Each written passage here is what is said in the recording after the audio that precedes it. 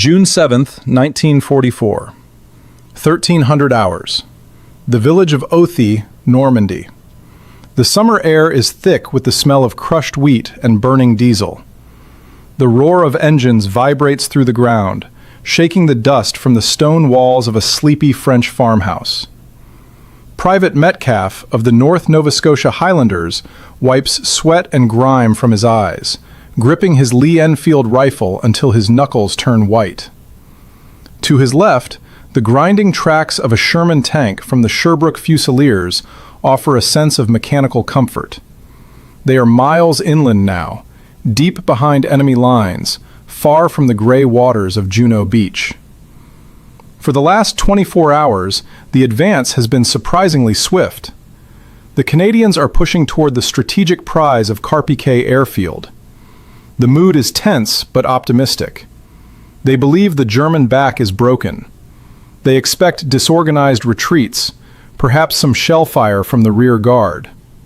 They are wrong. You are looking at the high water mark of the Canadian advance, because waiting in the hedgerows, camouflaged by heavy foliage and fanatic discipline, is not a broken Wehrmacht unit.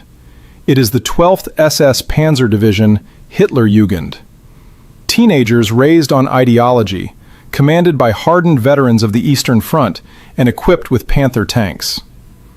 Suddenly, the air splits open. A high-velocity 75mm shell slams into the lead Sherman. The tank erupts into a pillar of black oil smoke. Before the infantry can dive for cover, the hedgerows come alive.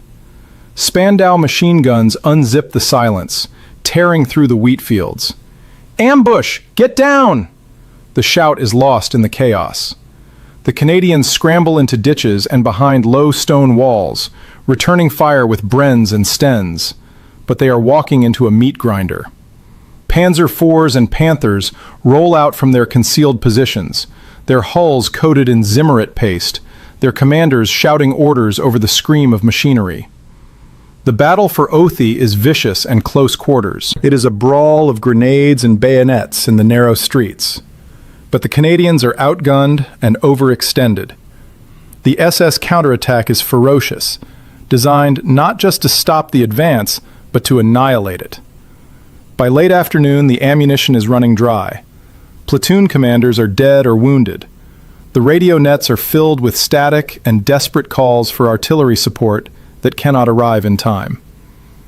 In the center of the village, a small group of North Novas finds themselves surrounded. The tanks supporting them are burning wrecks. German infantry are maneuvering around their flanks, tossing potato masher grenades into their positions. There is no way out. Slowly, reluctantly, the firing stops. A white handkerchief is tied to a bayonet and raised above the rubble. Standard military protocol dictates what happens next. The combatants become non-combatants.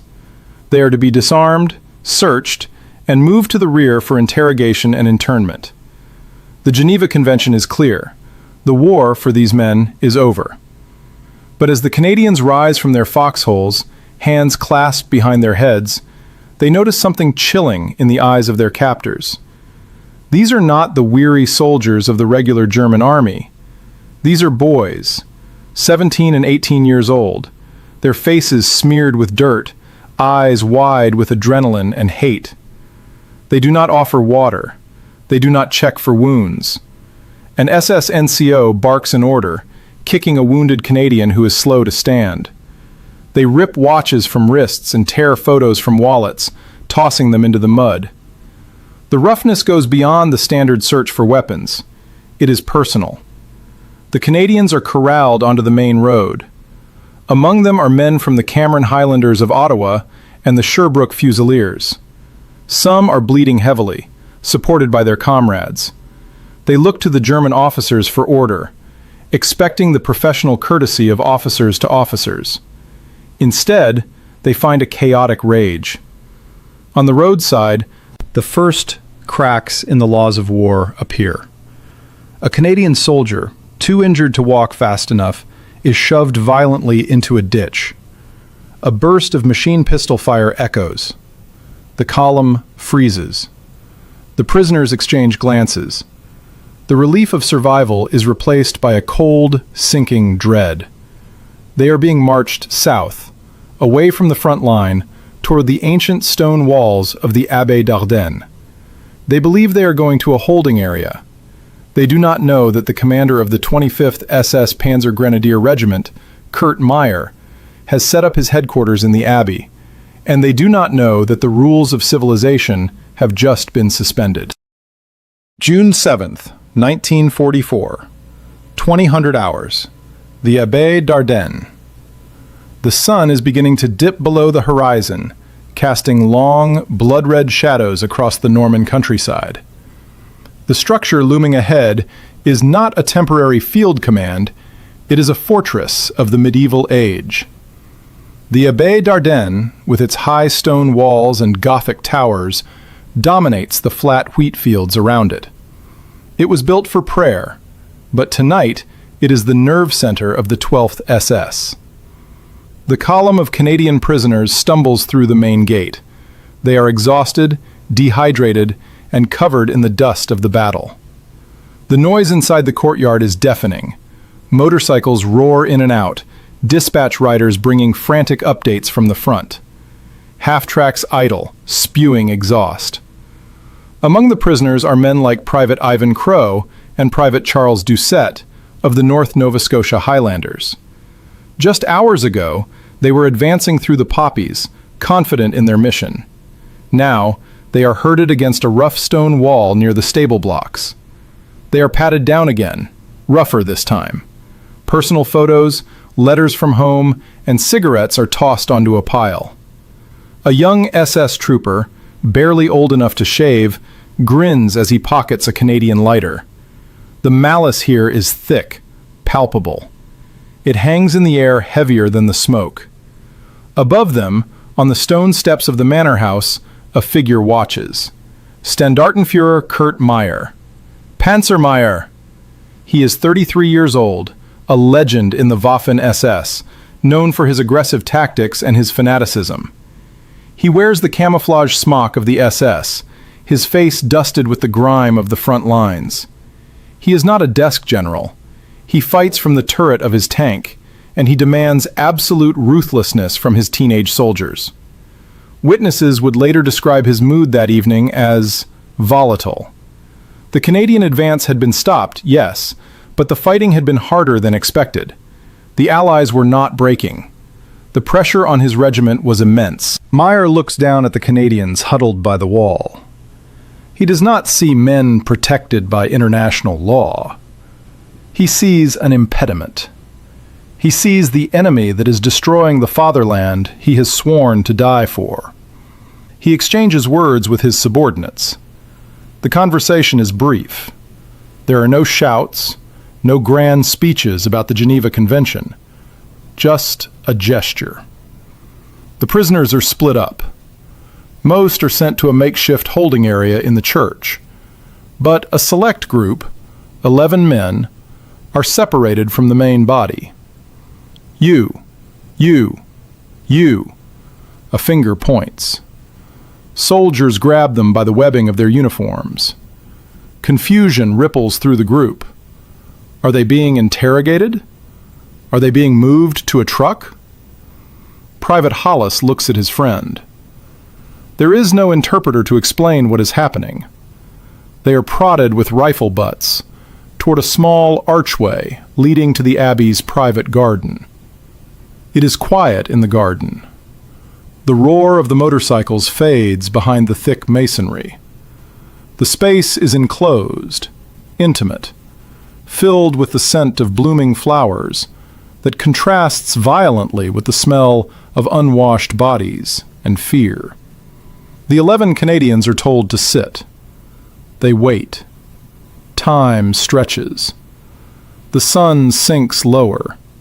The sky turns a bruised purple.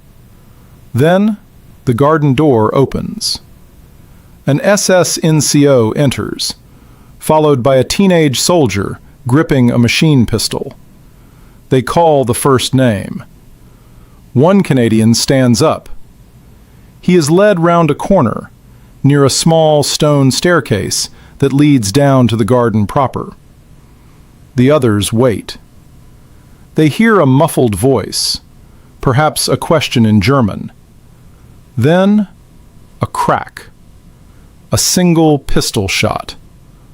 Or perhaps the sharp bark of a Schmeisser. It echoes off the high walls of the abbey, startling the birds roosting in the towers. In the holding area, the remaining 10 men freeze. They look at each other. The realization hits them like a physical blow.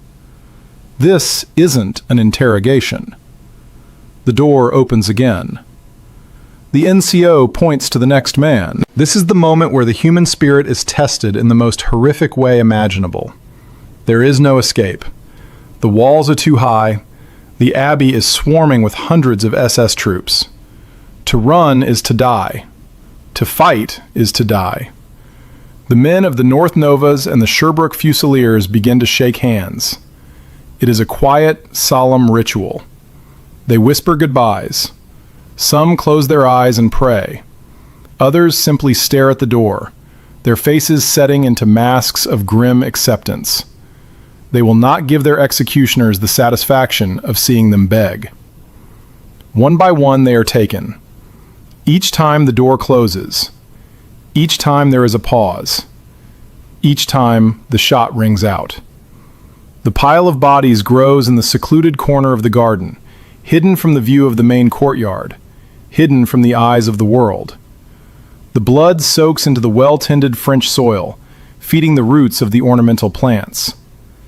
By the time the last man is let out, darkness has fully fallen.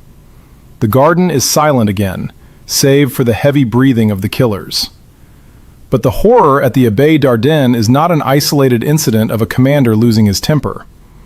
It is a systematic unraveling of discipline that is spreading outward like a contagion. While the 11 bodies cool in the garden, miles away near the village of Chateau d'Audrieux, another drama is unfolding. The British and Canadian lines are fluid, chaotic. Units are intermixed, and in this confusion, more Canadians have fallen into the hands of the 12th SS. At a prisoner collection point near the pavilion, a German officer, not Meyer this time, but a subordinate infected by the same toxic ideology, stares at a group of captured soldiers. The logic of the 12th SS is taking hold. Prisoners require guards. Guards are needed at the front. Therefore, prisoners are a burden. The order goes out. No prisoners. The message is not written on paper. It is passed through glances, through the brutal efficiency of the Hitler-Jugend indoctrination. It travels down the chain of command to the boys in the foxholes. Back at the Abbey, the SS guards begin the work of concealment. They cannot leave the bodies in the garden. It is too messy, too obvious. Even in their arrogance, they know that if the battle lines shift, if the Canadians take the Abbey, this evidence will be damning. Under the cover of darkness, spades hit the earth. The bodies of the 11 Canadians, fathers, sons, brothers, are dragged into shallow graves. Dirt is shoveled over their faces. Kurt Meyer retires to his command post inside the Abbey. He studies his maps. He plans the next day's counterattack. Outside his window, the fresh earth hides the war crime he has just sanctioned. He believes the secret is buried with them. He believes that in the total war of the Eastern Front style, the victors write the history, and the dead tell no tales. But he has underestimated two things: the tenacity of the Canadian Army, which is already preparing to smash through his defenses to find their missing brothers, and the forensic determination that will one day scour this garden for the truth. As midnight approaches, the sector quiets down. But the killing isn't over. The sun will rise on June 8th, and with it, the realization that for the Canadians in Normandy, the danger doesn't end when they raise their hands. It is only just beginning. June 8th, 1944, 11 o'clock hours. Near the village of Puteaux-en-Bessin. The morning mist has burned off, revealing a landscape scarred by the ferocity of the counterattack. The 7th Canadian Infantry Brigade is fighting for its life. The Royal Winnipeg Rifles, the Little Black Devils, are holding the line at the railway embankment near Puteaux-en-Bessin. For hours, they have repelled wave after wave of infantry assaults. The noise is a continuous, rolling thunder of mortar blasts and machine gun fire. But the 12th SS are relentless. They attack with a reckless disregard for their own casualties, clambering over the bodies of their comrades to get at the Canadian positions. By late morning, the defensive line begins to fracture. Companies are cut off. Ammunition is exhausted. The order to withdraw is given, but for many, it comes too late. In a cratered field just west of the village, a platoon of Winnipegs finds themselves overrun. The muzzle of a Panther tank tracks them, its machine gunner waiting for the slightest movement. "Hands up! Hands up!" The shout comes in broken English. The Canadians rise, their faces blackened by cordite, their uniforms torn. They drop their rifles. They are exhausted, their adrenaline crashing into a heavy, numbing fatigue. They expect the rough handling of capture, the shout of orders, the march to the rear. But the atmosphere here is different from the usual frontline surrender. There is a frenzy in the air. The SS troopers surrounding them are hyper-aggressive, screaming insults, striking the prisoners with rifle butts even after they have complied. One Canadian soldier, a young private from the prairies, reaches into his pocket for a handkerchief to wipe a wound. An SS trooper screams, mistaking the movement for a weapon draw. A burst of MP-40 fire cuts the boy down instantly. He falls back into the mud, dead before he hits the ground. The other prisoners freeze. Hands shoot higher into the air. "Don't shoot! We're unarmed!" The German officer in charge, a young Obersturmführer with the Iron Cross at his throat, stares at the Canadians with cold detachment. He does not reprimand the shooter. He simply waves his hand. "Move them out." They are marched not to a prisoner camp, but towards the command post of the 12th SS Reconnaissance Battalion near the village of Fontenay-le-Pesnel. The march is brutal. The wounded are forced to keep pace at the point of a bayonet. Those who stumble are kicked until they rise, or left behind with a single shot to the head. 1400 hours. Le Mesnil-Patrie. While the Winnipegs are being herded south, another tragedy is unfolding near Le Mesnil-Patrie. The Queen's Own Rifles have launched an attack supported by the 1st Hussars tanks. It is a disaster. The tanks run into a well-laid ambush of 88mm anti-tank guns and dug-in Panthers. Canadian crews bail out of burning Shermans, rolling into the tall grass, coughing up black smoke. They are dazed, burnt, and defenseless. Infantrymen from the 12th SS swarm the field. They find the tank crews hiding in the ditches. Normal procedure dictates that tank crews are valuable for intelligence. They are specialists. But the SS troops here are not interested in intelligence. They are interested in revenge. They view the Allied aerial superiority and artillery dominance as cowardly. They want to inflict pain. A group of 3 hussars is pulled from a ditch. They are stripped of their boots and belts. Then, casually, as if target shooting on a range, the SS troopers open fire. The bodies are left where they fall, to be churned under the tracks of the passing tanks. This is no longer isolated to Kurt Meyer's headquarters. The virus of execution has spread across the entire division. It is a decentralized massacre, happening in pockets across the Normandy front, wherever small groups of Canadians are cut off. 1600 hours. The Château d'Audrieux. The The group of Royal Winnipeg Rifles, captured earlier, has been marched to the grand grounds of the Château d'Audrieux. The chateau is elegant, a symbol of old France, surrounded by lush woods and manicured paths. It is now a headquarters for the 12th SS Reconnaissance Battalion. There are roughly 60 prisoners here. They are exhausted, hungry, and thirsty. They are seated in rows on the grass, watched over by guards who pace back and forth like caged tigers. Among the prisoners is panic. They have seen the roadside executions on the march here. They know the Geneva Convention is being ignored. They whisper to each other, eyes darting to the woods, looking for a chance to run. But there are too many guards. A German officer emerges from the chateau. He speaks to the NCO in charge of the guards. He gestures toward the prisoners, then makes a cutting motion with his hand. The NCO nods. He turns to the guards. Fertig machen. Get ready. The guards begin to select men. Not all of them, just groups. It is arbitrary. You. 24 men are separated. They are the lucky ones. They are marched away to a barn for further interrogation. The remaining prisoners watch them go. Then, the guards turn their weapons on the group still sitting on the grass. There is no preamble, no reading of a sentence, just the mechanical action of bolts racking back. The Canadians realize what is happening a split second before the firing starts. Some try to stand, some try to run.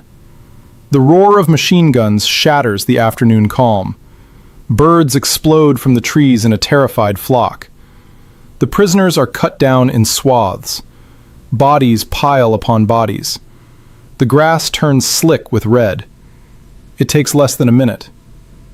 When the firing stops, the silence that follows is heavier than the noise.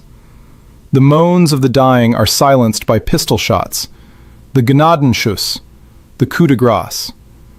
The SS troops look down at their work. There is no remorse in their faces, only a terrifying blankness. They have been told that these men are gangsters, terror flyers, the enemies of Europe. To kill them is not a crime in their eyes, it is a cleansing. June 9th, 1944, 9 o'clock hours, near Rotz. The news of the disappearances has not yet reached the Allied High Command in full, but on the front lines, the soldiers know. Rumors are circulating in the Canadian trenches. They aren't taking prisoners. Did you hear about the Winnipegs? If you see the SS, don't stop shooting. The war has changed. The chivalry that some expected, the Rommel myth of the North African campaign where war was a gentleman's game, is dead. In the hedgerows of Normandy, the war has become primal. A Canadian patrol from the Regina Rifles cautiously moves through a wheat field near Rotz. They are looking for snipers. Instead, they find the aftermath. Private Jones, the point man, stops dead. He raises a hand. "Sarge, you need to see this." The sergeant moves up, crouched low. He parts the wheat. Lying in a ditch are 3 Canadian soldiers. Their hands are tied behind their backs with their own bootlaces. They have been shot in the back of the head. The sergeant stares. He has seen dead men before. He has seen men torn apart by shells. But this is different. This is murder. He looks at the young faces of the dead men. He recognizes the patch on their shoulders. They are just boys, like him. He turns to his patrol. His face is hard, his eyes cold. "All right, check their tags, mark the map. Sarge, should we call it in?" "Yeah, call it in. And listen to me," he hisses, gripping his Sten gun. "From now on, watch your backs. And if we catch any of these SS bastards, we remember this." The discovery of the bodies is the spark. The shock is turning into a cold, hard fury. The Canadians are no longer just fighting for ground. They are fighting a vendetta. The killings at the Abbey, at the chateau, at the roadside ditches, they were meant to terrify the Allies, to break their resolve. But as the sun climbs high over Normandy on June 9th, it becomes clear that the SS have made a fatal miscalculation. They haven't broken the Canadian spirit. They have forged it into steel. But the investigation is only just beginning. As the front line grinds slowly forward, more graves will be found. And the question will inevitably turn from what happened to who is responsible. The answer lies behind the thick walls of the Abbaye d'Ardenne, where Kurt Meyer is still drinking coffee, studying his maps, and believing himself untouchable. July 8th, 1944. 1800 hours. The outskirts of Caen. 1 month has passed since the executions began. 1 month of grinding, attritional warfare in the bocage. The wheat fields are now blackened craters. The charming villages are piles of rubble. Operation Charnwood, the massive Allied offensive to take Caen, is in full fury. The ground shakes as waves of Lancaster bombers pummel the German positions. Following the barrage, the Canadians surge forward again. This time, they are unstoppable. The Regina Rifles, supported by tanks and artillery, storm the hill leading to the Abbaye d'Ardenne. The fighting is savage. The 12th SS defend the ruin with the desperation of fanatics, but they are finally breaking. By late evening, the firing dies down. The Germans have withdrawn across the Orne River. The abbey belongs to Canada. You are walking through the main gate now, following a section of Regina Rifles. The courtyard, once the parade ground for Meyer's tanks, is a graveyard of twisted metal and masonry. The air smells of wet ash and death. The soldiers move cautiously, clearing the rooms of the medieval structure. They find the officers' mess where Meyer planned his battles. They find empty wine bottles, discarded maps, and hasty signs of retreat. But they also find something else. In a corner of the courtyard, a soldier kicks at a pile of debris. He uncovers a piece of webbing, then a helmet. It has a specific shape, not the flared coal scuttle of the Germans, but the round brim of the British pattern. He picks it up. Inside, scratching into the liner, is a name, a Canadian name. The mood shifts instantly. The adrenaline of victory evaporates, replaced by a somber, investigative tension. They begin to look closer. They find a pile of torn letters written in English, a discarded paybook, a family photograph trodden into the mud. The ghosts of the North Nova Scotia Highlanders are still here. July 10th, 1944. The village of Authie. 2 miles away, the village of Authie is also liberated. The streets are quiet. The civilians, who have lived in cellars for weeks, slowly emerge into the sunlight. They are gaunt, terrified, and traumatized.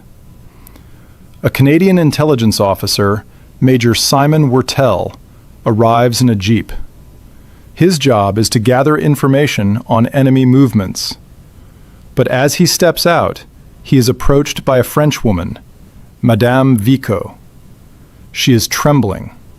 She grabs his sleeve, pulling him toward the back of the village. She does not speak of tanks or artillery. She points to a patch of disturbed earth near the railway tracks. Ils sont là, she whispers. They are there. Major Wurtele signals for a digging party. The men work in silence, the only sound the scrape of shovels against the rocky soil. A few feet down, they find them. The bodies of Canadian soldiers. They are still in their uniforms, but it is the details that make the diggers turn away in nausea. Some have their hands tied. Others show signs of having been dragged. The entry wounds are not from shrapnel or long-range fire. They are point blank. The powder burns on the skin tell the story. Wurtele realizes immediately, this is a crime scene. He sets up a command post. He begins to interview the villagers, and the floodgates open. The French civilians have been watching everything, hidden behind shuttered windows, peeking through cracks in barn doors. They saw the SS brutality. I saw them march the boys into the field, an old farmer testifies, his cap in his hands. They made them kneel, then path, path, path. I saw a tank run over a body, another says. On purpose. They laughed. The stories pour in from Authie, from Bouron, from the chateau at Audrieux. The scale of the atrocity begins to take shape on Wortel's map. It is not 5 men. It is not 10. The pins on the map multiply. 20, 40, 80. The 12th SS didn't just kill soldiers. They left a trail of evidence that they arrogantly assumed would never be found. August 1944. The Court of Inquiry. The war is moving east, toward Paris and the Seine, but a special team is left behind in Normandy. The Canadian Army establishes a formal Court of Inquiry. This is the first time in history that a combatant army has launched a full-scale forensic investigation into war crimes while the war is still being fought. Pathologists arrive. They are not treating the wounded, they are examining the dead. They catalog the injuries. Case 14. Private X. Single gunshot wound to the temple. No weapon found nearby. Case 22. Corporal Y. Blunt force trauma to the skull. Hands bound with communication wire. The evidence is boxed and labeled. It is methodical. It is cold. It is the machinery of justice grinding slowly into gear. But there is a missing piece. At the Abbaye d'Ardenne, the garden remains silent.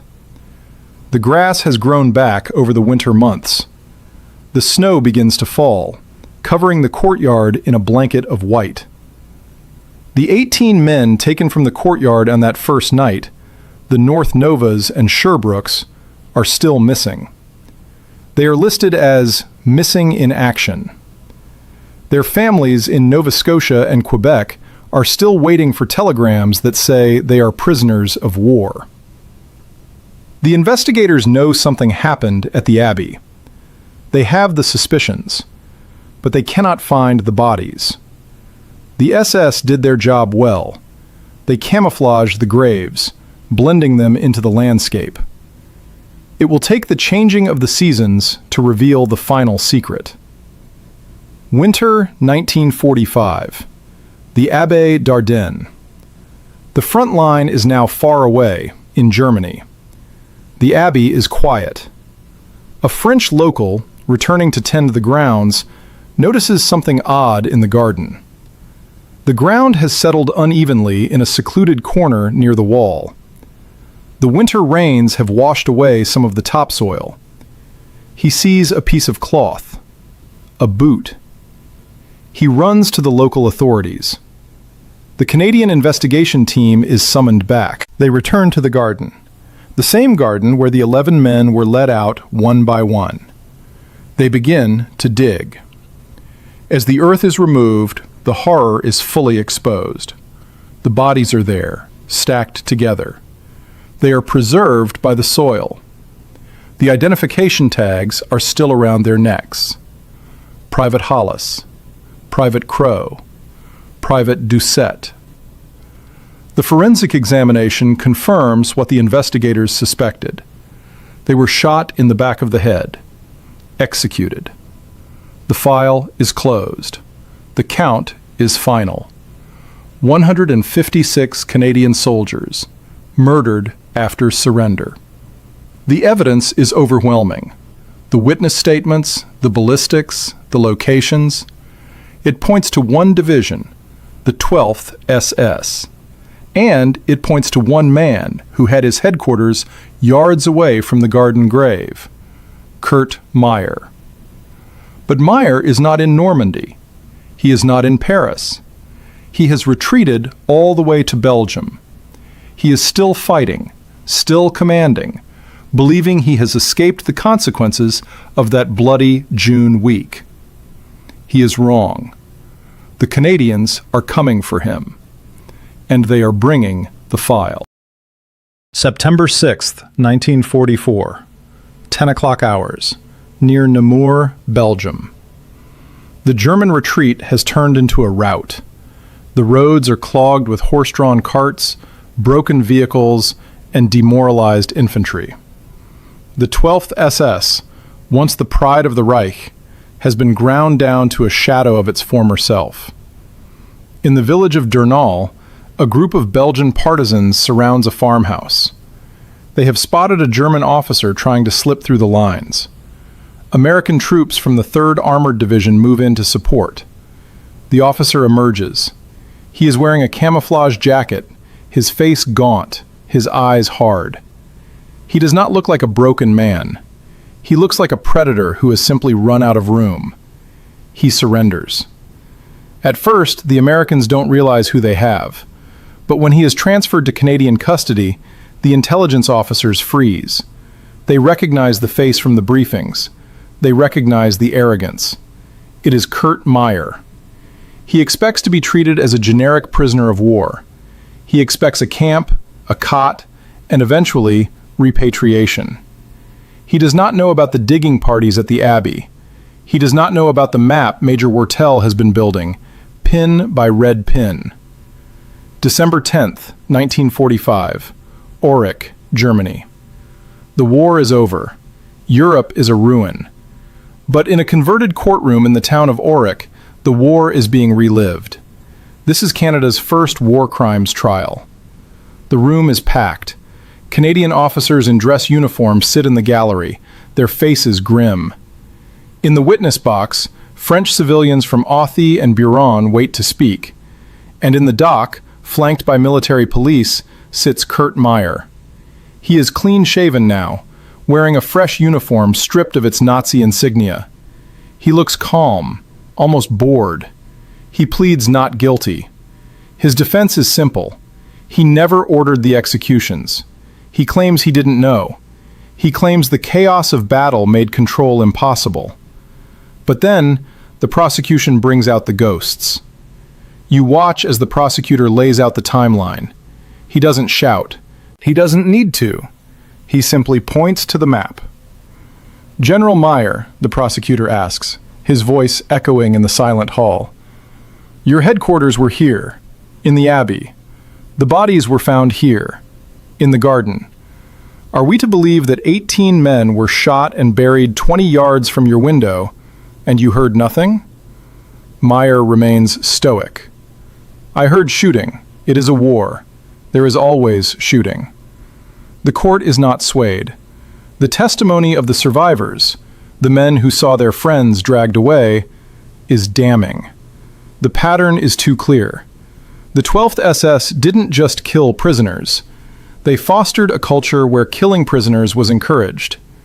As the commander, Meyer is the architect of that culture. December 28, 1945. The verdict. The trial drags on for weeks. The tension is suffocating. Outside, snow falls on the ruins of Germany. Inside, 5 Canadian generals retire to consider the verdict. They return. The room stands. Major General Harry Foster looks at the accused. Kurt Meyer, the court finds you guilty. The sentence is read. It is the ultimate penalty. To suffer death by being shot. Meyer does not flinch.